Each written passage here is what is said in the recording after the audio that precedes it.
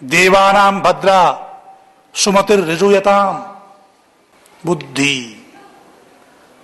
दुनिया में मांगने के योग्य बहुत वस्तुएं हैं, परंतु सबसे ज्यादा महत्वपूर्ण वस्तु मांगने के योग्य है तो वो केवल बुद्धि है। बुद्धिर्यस्य बलम तस्य। जिसके पास बुद्धि है उसी के पास बल है, उसी के पास धन है, उसी के पास सब कुछ है। चाणक्य क्या कहते हैं? एक प्रसंग आने पर चाणक्य कहते हैं कि प्रभु मेरे सब संगी साथी मुझसे रूठ कर दूर चले जाएं, मेरी सब सुख सुविधाएं, मेरा सब धन वैभव खत्म हो जाए, ये सब होने पर भी हे प्रभु मुझ पर ऐसी कृपा करना कि मेरी बुद्धि मेरे पास बनी रहे, मेरी बुद्धि मुझे छोड़ करके न जाए, क्योंकि बुद्धि मेरे पास रहेगी, मैं बुद्धिमान बना रहूंगा तो सब सुख सुविधाओं को फिर से वापस प्राप्त कर लूंगा, सब संगी साथी मेरे पास आ जाएंगे। और बुद्धि कैसे प्राप्त होती है? देवानाम भद्रा। प्रतिदिन हम स्वस्ति वाचन के मंत्रों में कामना करते हैं कि हम विद्वानों की संगति से सुमति को प्राप्त करें, व्रतों को हम धारण करें। कब धारण करें? आज ही धारण करें, कल कभी नहीं आता। कल की प्रतीक्षा नहीं करना, और जो समय चला गया है वो फिर कभी हाथ नहीं आता, क्योंकि समय जो होता है ना उसके सामने बाल होते हैं और पीछे से गंजा होता है। यदि समय को पकड़ना हो तो सामने से पकड़ो। समझ में आ रही मेरी बात? गया समय, गया वक्त वापस आता नहीं। समय को जाने मत दो, उसको सामने से पकड़ लो, और यदि तुमने उस समय का सदुपयोग नहीं किया तो पीछे से उसको पकड़ नहीं सकते। अब पछताए होत क्या जब चिड़िया चुग गई खेत, फिर तो लकीर पीटते रहो। तो वैदिक संस्कृति का अनुयायी, वेद का अनुयायी कल की उपासना नहीं करता, आज ही अच्छे संकल्पों को धारण करता है। एक बात।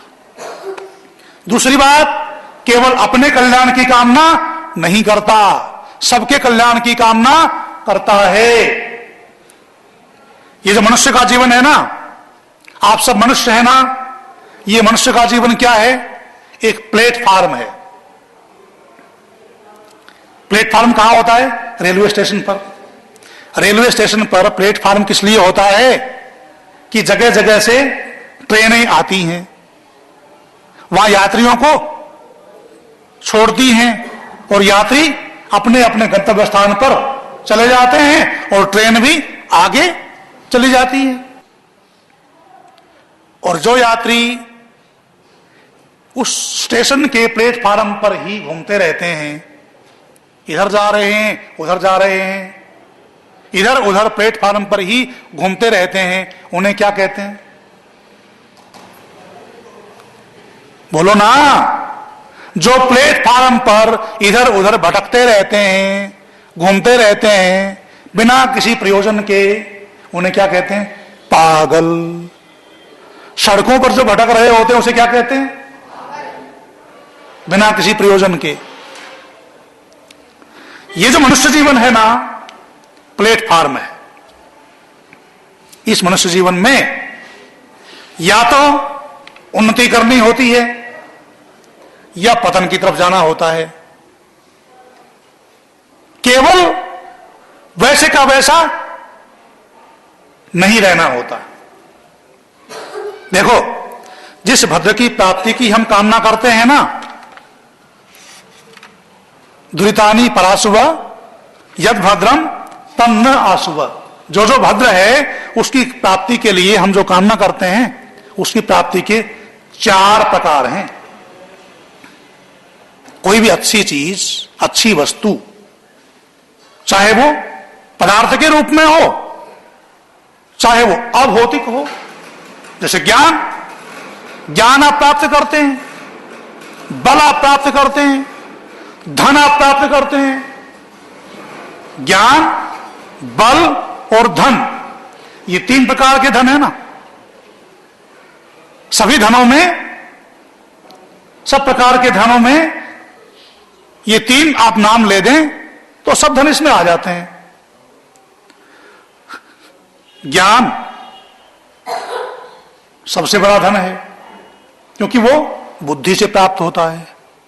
बुद्धि है तो सारे बल आप प्राप्त कर सकते हैं, परंतु और भी धन है सामान्य। बल, बुद्धि के साथ साथ बल भी चाहिए। वैदिक ऋषि कामना क्या करता है? यत्र ब्रह्म च क्षत्रम च। जहां ज्ञान देने वाले भी और ज्ञानियों की और देश की रक्षा करने वाले क्षत्रिय भी साथ साथ चलते हैं, परस्पर समन्वय की भावना से काम करते हैं, उस देश की, उस राष्ट्र की उन्नति होती है। ब्रह्म च क्षत्रम च सम्यं चर्तौषः। ज्ञान देने वाले भी और रक्षा करने वाले भी, उत्पादन की वृद्धि करने वाले भी, सब अंग राष्ट्र के, सब वर्ण जिसमें परस्पर समन्वय की सहायता से काम करते हैं, उस राष्ट्र का, उस समाज का अभ्युदय होता है। तो भद्र जिससे हमें शारीरिक सुविधाएं मिलती हैं और जिससे हमें मानसिक तृप्ति मिलती है, आत्मिक संतोष मिलता है, उसके 4 चरण हैं। क्या?